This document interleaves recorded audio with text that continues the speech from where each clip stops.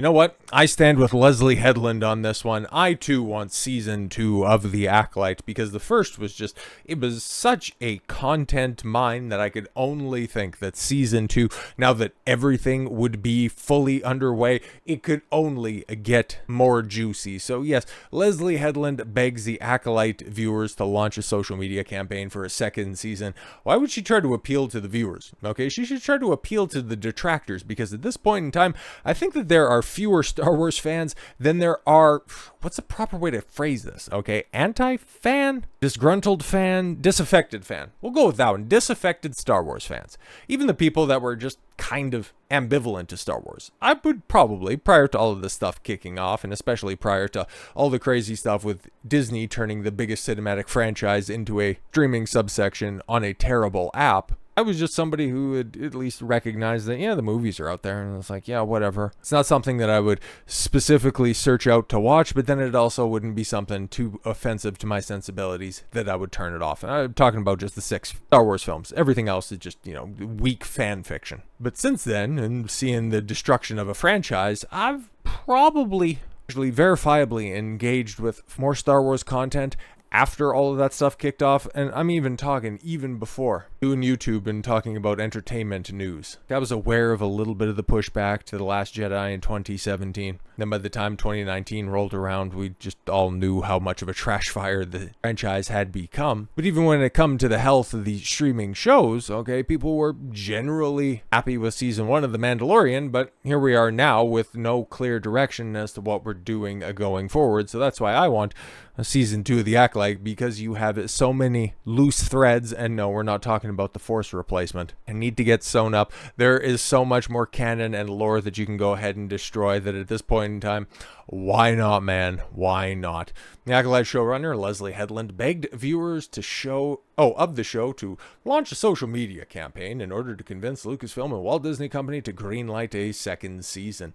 In an interview with Collider following the conclusion of the first season's finale, Headland asked by Maggie Lovett, shifting gears. One of the most popular questions I got to ask you from Twitter was, what do fans need to do to ensure we get a season 2? Headland replied, truly, any online support and love you can send the show. It's a little tricky because of the way the internet works, but if you enjoyed the show and you want to see more of a story, any support that you could give the show on social media platforms would be super helpful. You heard her. It could be just as simple as retweeting a Renew the Acolyte post from one of your favorite commentators that covered this trash fire for the past couple of months. Just go ahead, help out Leslye, help out a poor former personal assistant to Harvey Weinstein. Okay, you know that she needs the work.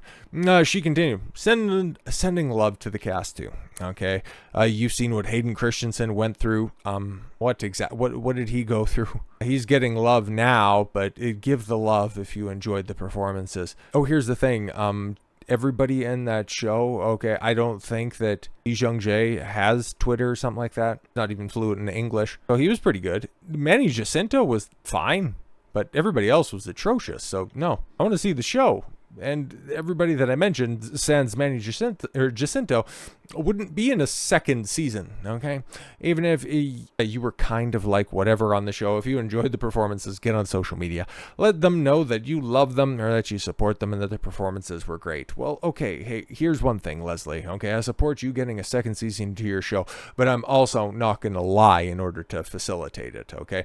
I want it just to see how bad things can ultimately get, okay? I want to have more solipsistic storylines and solipsistic actions like this, because showrunner Leslye Headland claims Osha killed Sol in The Acolyte, spoiler, because he was imposing benign sexism on her. What? Benign sexism by wanting to save her from the coven of suicidal lesbian space witches, okay? Trying to save her from a burning building. That's benign sexism. Yeah, okay? What?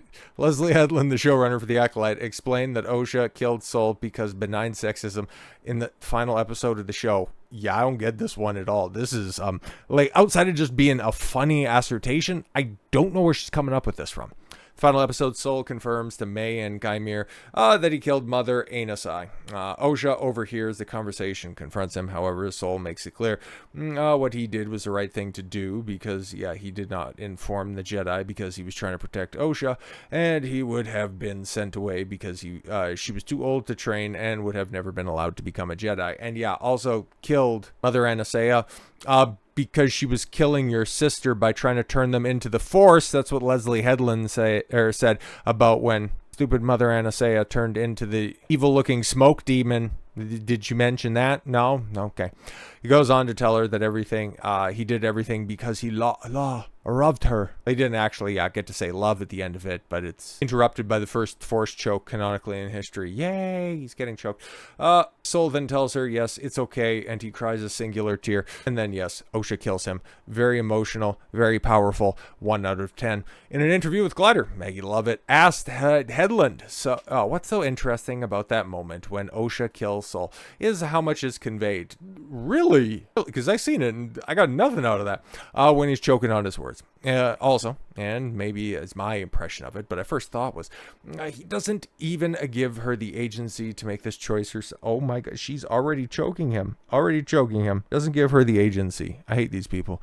Because he's accepting his fate. He's like, yeah, you're gonna kill me. Okay. Know that there's nothing I can do as a Force user to counteract the Force. Whew. But it just adds more insult to injury. Yeah, as somebody who has been walking around for 16 years, carrying around so much guilt, wishing to die at multiple different times throughout this series. Him just going, yeah, okay, whatever, I'm gonna punch out, okay? You can't even let her get a satisfactory kill because you're like, it's okay, it's so good. These people are evil, right? She can't get a satisfactory kill. Can you, what? How do you phrase it like that? She got saved by this guy. She was raised by him for like 10 years of her life. Because she was given half of a story and overheard even less of it, she wanted to go ahead and choke somebody out because in the previous episode, she put on Smylo Ren's helmet and she's like, this dark side thing's pretty cool, huh? Headland responded, we also knew that it was always going to be the betrayal of the father. And I knew we had to juxtapose Luke's forgiveness, oh, you bitch, and Vader's redemption. We're like, this is a story about the Sith. That's not going to happen. Yeah, so she's evil. She does something evil, but it's sexism.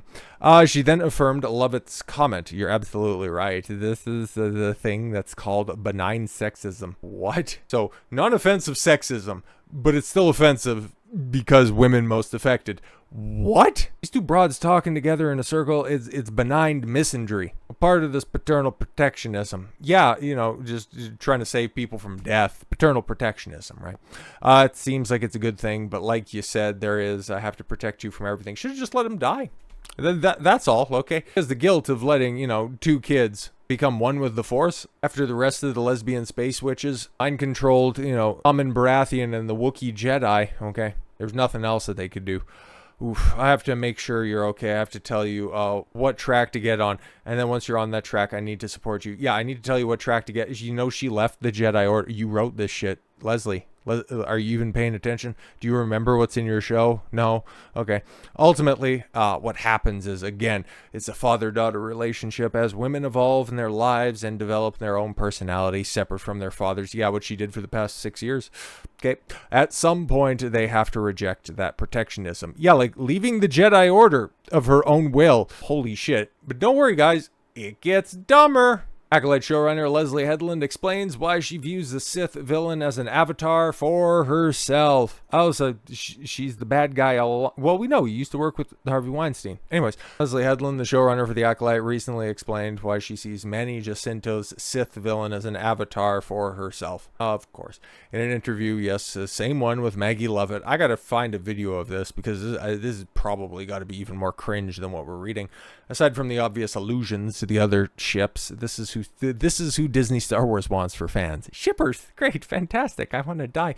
Are they? there any other enemies to lover dynamics that informed your decision when you were making and you're playing with these two characters? Yeah, we also know that this story is supposed to be analogous for Leslye and her estranged sister, and she wants to be the bad guy. And interesting. Very mixed signals on this one.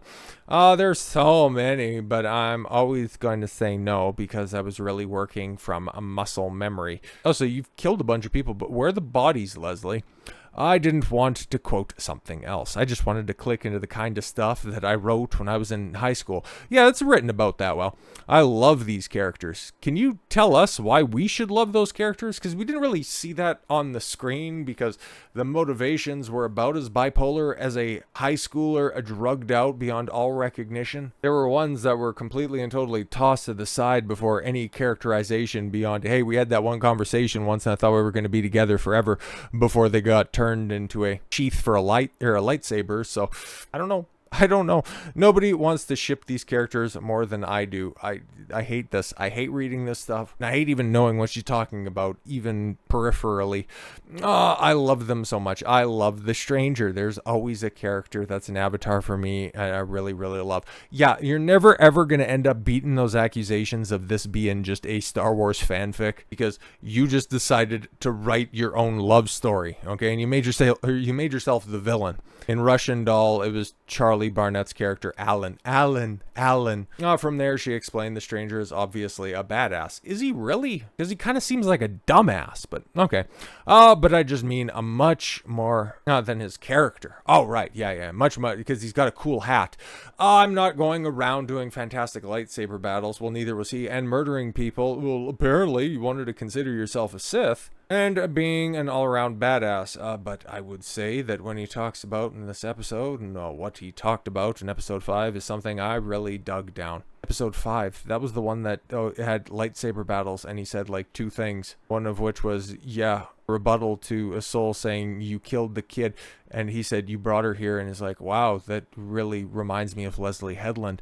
The Osha's inner conflict fits with his ideology, and they're on opposite ends of the spectrum. Well, not for long, because she stared at him naked in a pool. She, just like she and her sister started at the beginning of the show, really. I wanted to stay true to my characters. I tried my best to stick to the tropes and the stuff that I loved, and I tried not to think about, especially with the classics. Yeah, exactly. It was a twin all along. Oh my god.